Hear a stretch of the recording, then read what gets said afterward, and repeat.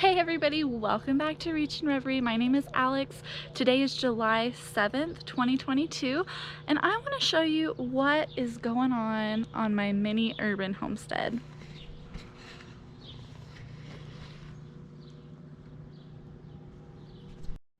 Today we got so much rain. Now we are in a drought right now, so I am never complaining about rain. I'm quite impressed by this garden bed along the side of my house. It has done remarkably well. I planted everything a little bit later in the season. My rattlesnake pole bean, they had a little bit of hail damage, but hardly worse for the wear. My green zucchini are doing pretty good. I actually have several little fruit starting to form. I'm excited to get some green zucchini squash. This is another green zucchini. My Ronde Denise, but look at this really neat little budding female flower. It's a little conjoined twin of a little flower.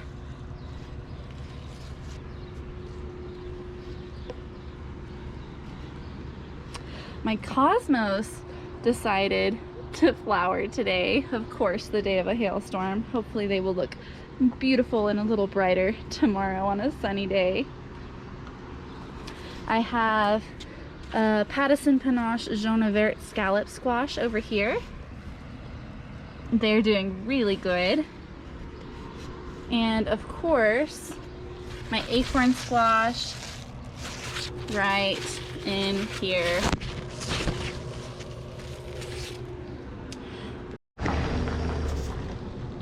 It looks a little messy, but our last video I had a chick brooding area over here where I was brooding baby chicks. I still have all of those baby chicks, but we'll get to in just a moment. My pumpkin garden bed right here is doing pretty well. I have this Lady Godiva pumpkin who is just an overachiever over here, taking over the top portion of this trellis. I have Jardel pumpkin right here, and then on the end is a Seminole pumpkin. And they are just loaded with flowers. I'm hoping that we're gonna see some fruit here pretty soon. This structure that is covering the majority of my garden is so wonderful, such a blessing. Absolutely my favorite piece in this garden this year. It is made out of top rail for a chain link fence, and we have some 1x2s supporting it, holding the mesh on, and then there's shade cloth. It's 30% that helps catch hail from hitting my plants, as well as shading the plants a little bit.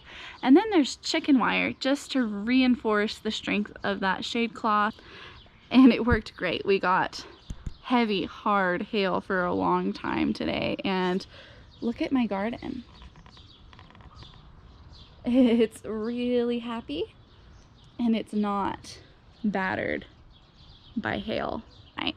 So I'm gonna quickly walk you through my garden, and then I'm going to harvest everything, and I'm going to show you what I harvest.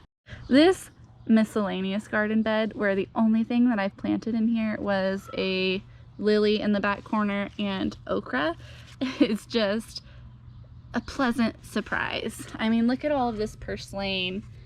It is an edible native ground cover that is just wonderful. There's basil. Look at all of these tomatoes. I harvested a bunch of tomatoes to make a quinoa steak vegetable salad yesterday. I'll show you a picture of that meal. That was lovely. And I harvested a bunch of tomatoes, and there are so many more. I mean, I was harvesting the ripe ones. These are ripe when they're yellow, like this. I probably harvested like 30 tomatoes yesterday, and there's already more that are turning ripe. I am in love with this herb garden this year, where I have spearmint, sweet basil, broadleaf sage, oregano, and some parsley that I haven't eaten any of because the parsley has gone completely to caterpillars this season. But my favorite thing that I've been harvesting out of this garden is some spearmint and some basil. And I've made quite a bit of pesto with basil this season, but my new favorite thing that I've been drinking almost every day this summer is I make homemade lemonade, and then I muddle in spearmint and basil into the lemonade, and it is just the most refreshing taste of summer that you can imagine. So if you've got to do some yard work and you want something to quench your thirst and keep you going on a hot day, add some basil and some spearmint to your lemonade.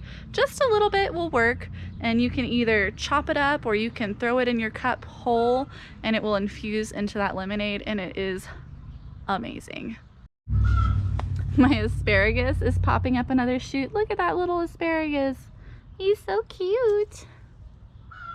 This is so beautiful. There's asparagus and tomatoes and basil and ground cherries all in this mess right here. And then my purple basil is turning less purple and more green as it has gone to seed. I am a huge fan of Jessica Soward's with Reachin Refuge Farm, and she talks about ground cherries and how her kids will run out into the garden and pick them and eat them, and how her family likes them a lot and that they always grow them. And so I added them to my garden about 3 years ago, and I waited and waited and waited for them to be ripe enough to drop to the ground so that they could be harvested, because ground cherries are ripe when they hit the ground. And I tried them, and I was actually really kind of disappointed. I mean, the flavor to me is almost like fruity, but also raw tomato. And that is an interesting mix. And I mean, I can get through them.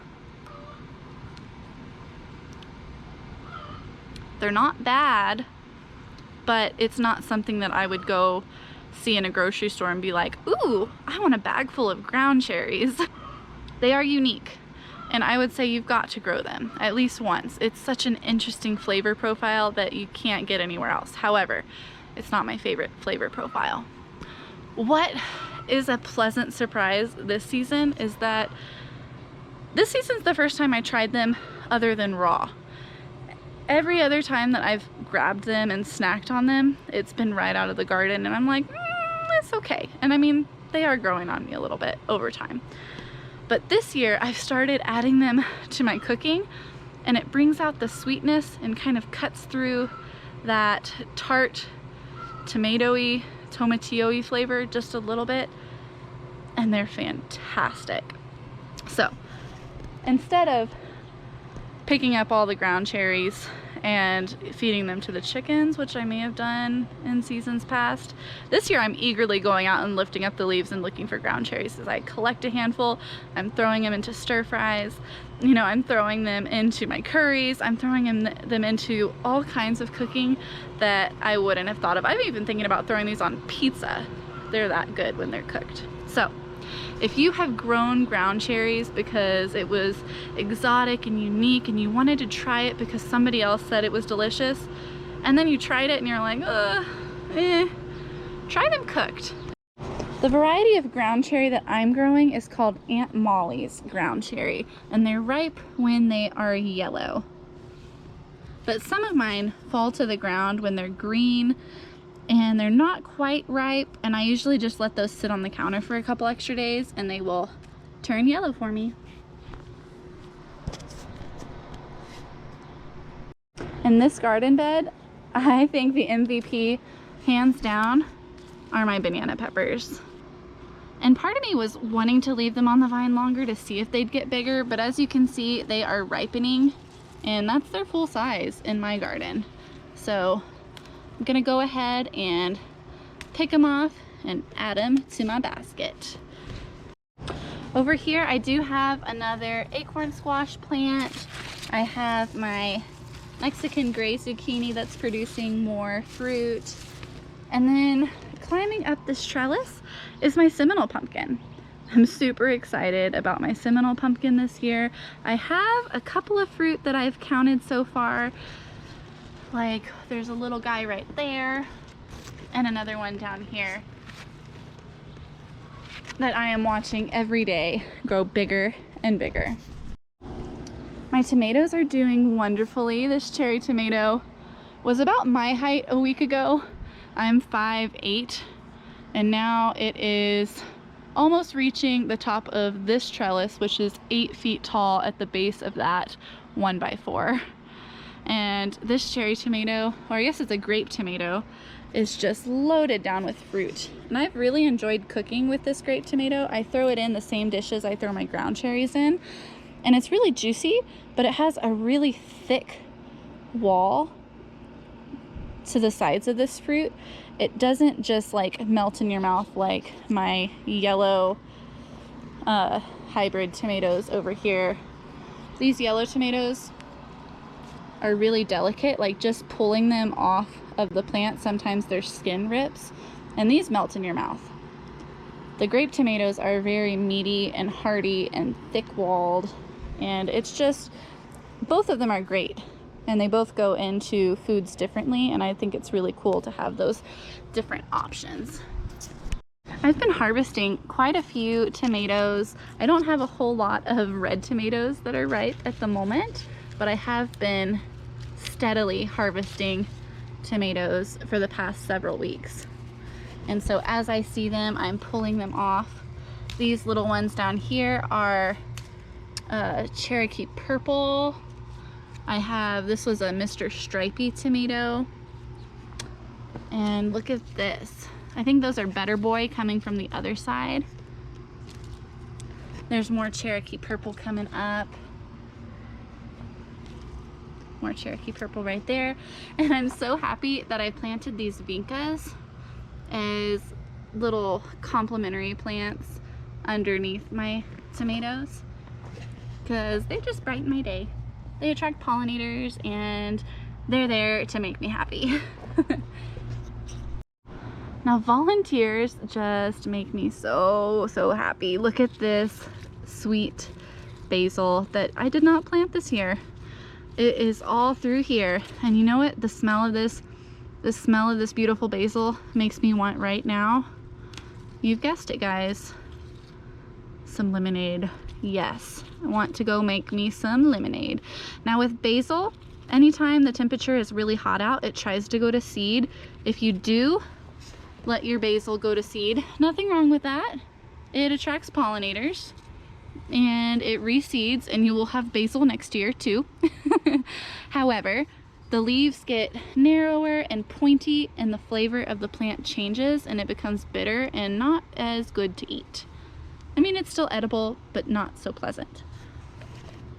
Before the basil flowers, it has broad, wide leaves. It's sweet, much more fragrant. It tastes amazing. So what I do is I pick the tops of my basil off just about weekly or twice a week to keep it from going to seed.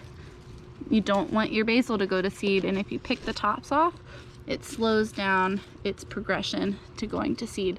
And I usually pick it off right before a node where it has 2 more sprouts off, and that's gonna produce into 2 stems. So it makes your basil plant wider and thicker. Along the other side of my tomato trellis, it's hard to see the tomatoes with this big old beautiful amaranth standing in the way. I do have a yellow Jubilee tomatoes right here. Very yummy tomatoes. Or it might be golden Jubilee. I've been calling it yellow Jubilee. I have my Juana's orange amaranth. All of this amaranth are volunteers that I did not plant this year. And I love amaranth. You can pop it like popped corn. You can eat it as a cereal grain. You can use it as a filler in like salmon cakes or chicken cakes. You can use it for so many different things, and it's nutritious. And I didn't plant it because I knew that it gets big, and I did not think I'd have space in my garden for it. And this amaranth had plans for me, and I'm just going with it and letting it do its thing because I love it. I did bring some soft green string to tie up my little dude over here that is falling over because he got really big.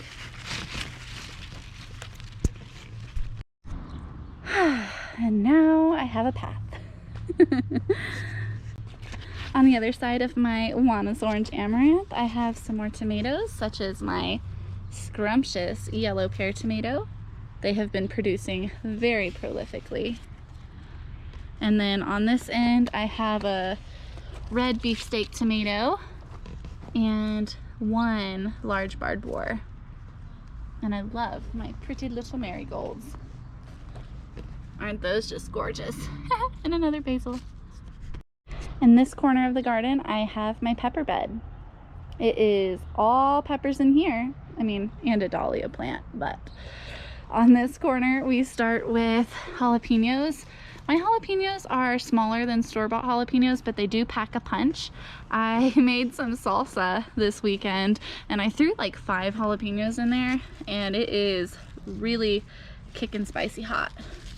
And my plants are loaded down with jalapenos. I have 6 jalapeno plants, and I harvested probably 30 jalapenos off of these plants in this past week alone.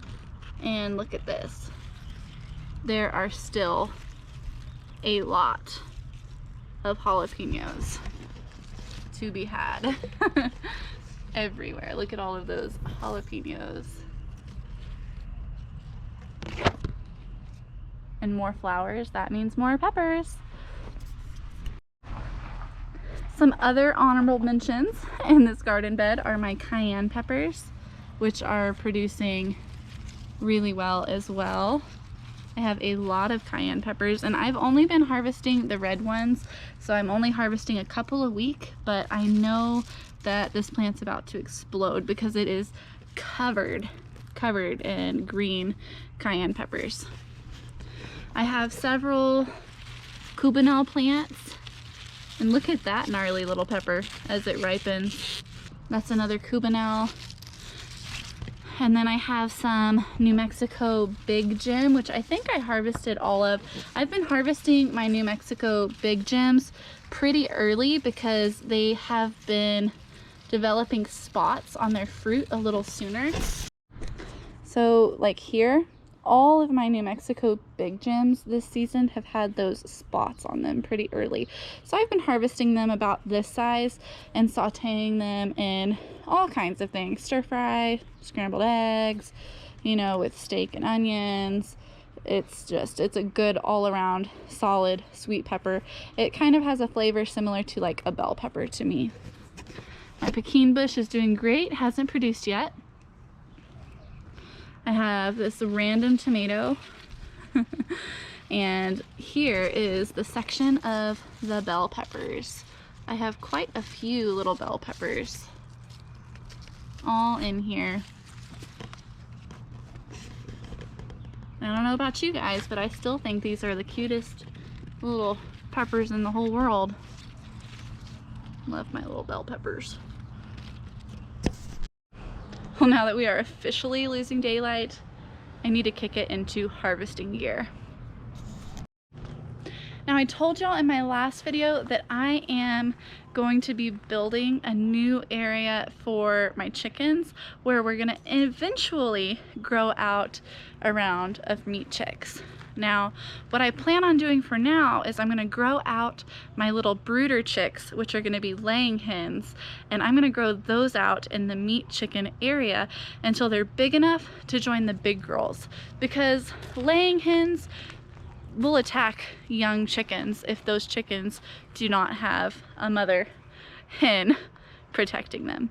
So to keep my chicks safe and to keep the big hens happy, they're gonna be in separate areas until my little chicks are big enough to join them. There are a ton of bugs flying around this alley. I don't know if the camera could even pick it up. I don't know what they are, maybe like termites or something. Holy guacamole. You see him too, Tux, huh? Look, he's gonna start hunting for these little bugs. They're everywhere. Get them, Tux. You get those termites.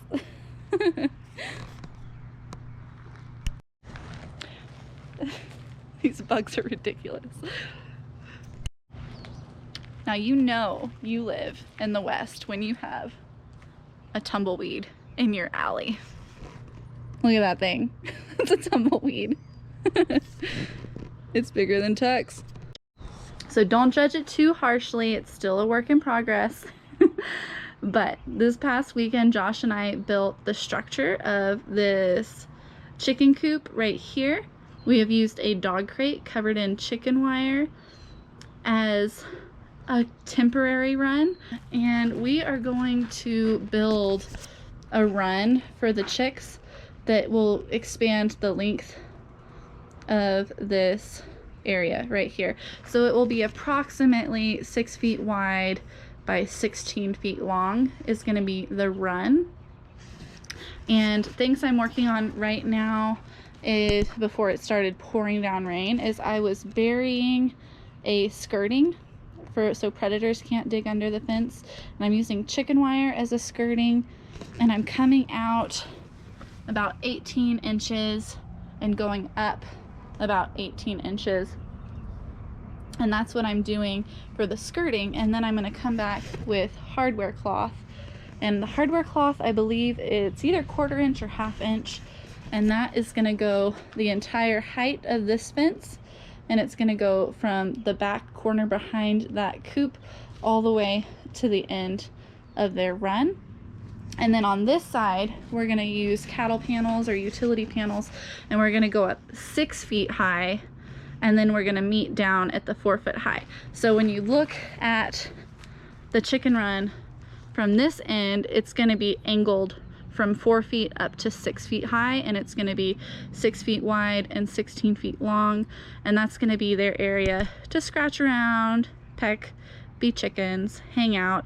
And then 6 feet coming off of chicken coop, we do have more metal that we're gonna have like a lean-to shade structure where they can be out in the open with ventilation. They can go out and have fresh air and sunshine, and then they can come in, still have fresh air, be in the shade, or they can go into their coop and be protected from the elements and the rain and stuff. Now, it's not the most beautiful thing. We're really proud of it, but we got all of this siding, which is like primed siding quality for a house, really, really inexpensive from the coal pile at a hardware store. So we got it really cheap, cost effective, so that we can make this project happen as economically as possible. So if you want to get started with chickens and you think, I cannot afford this with the price of lumber, go check out your hardware store and ask them if they have any coal materials or damaged materials that they would mark down for you, because these sheets of panel were extremely reduced in price because they had a couple nicks and blips on them. So we went ahead and decided to take it, add some ventilation to the coop, and everybody's happy. So this coop, it does have 3 foot high walls all the way around, and the top foot is pure ventilation, and they have ventilation all the way around. And down in there you can see I have hay down in there to help them have a nice cushiony area that I can rake out easily. And I drilled holes in the plywood flooring for drainage, just in case there is any moisture in there, it can drain out. Now their temporary little run, just a dog crate that I already had covered in chicken wire, and this is just to get us through the next couple days, because we're gonna get this run built by the next time you see a video. So for now, this is just